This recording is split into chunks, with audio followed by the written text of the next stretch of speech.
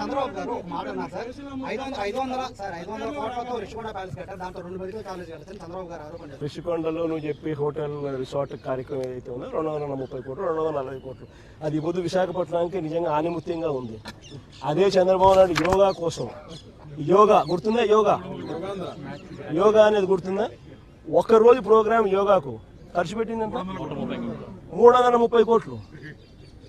330 కోట్లు కనీసం నేనన్నా 240 కోట్లు పెట్టి బ్రహ్మాండమైన బిల్డింగ్ కట్టి విశాఖపట్నానికి తలమానికంగా ఉంది ఆ బిల్డింగ్. ఈ పొద్దు కూడా పోయినాను అనుకో, ఆ బిల్డింగ్లోకి ఎవరైనా పోయి చూస్తే విశాఖపట్నం అంతా పోయిన టూరిస్ట్ ప్లేస్ కింద కనపడుతుంది.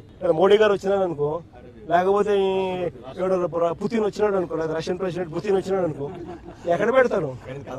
బ్రహ్మాండమైన రాజభవనం లాంటి బిల్డింగ్ అది 230 కోట్లతో కట్టినందుకు మాన్యుమెంట్ అక్కడ తయారైంది. వేరే ఇక్కడ ఒకరోజు యోగా, ఒకరోజు 330 కోట్లు, 330 కోట్లు ఆవిరి. దాన్ని ఏమంటారు? స్కామ్ కాకపోతే నా మాటలకి ఖర్చు పోయి, మా మాటలకి ఎంత ఖర్చు పెట్టాను ఒకసారి మీకు అందరు కూడా ఏ ఉంది కదా, ఒకసారి అమెజాన్లో పోయి కొట్టండి, ఒకసారి మాట ఖర్చు ఎంత అవుతుంది, వీళ్ళు ఎంత ప్రొక్యూర్ చేసినారని చెప్పి చూస్తే 50% తక్కువ ఉండే నన్ను అడగండి. ఫాలో చేయొచ్చు కదా అండి ప్లీజ్. అందరికీ నమస్కారం. మీరు వీడియో చూస్తున్నారు కానీ సబ్స్క్రైబ్ చేసుకోవడం లేదు, సబ్స్క్రైబ్ చేసుకోండి, మాకు సపోర్ట్ చేయండి.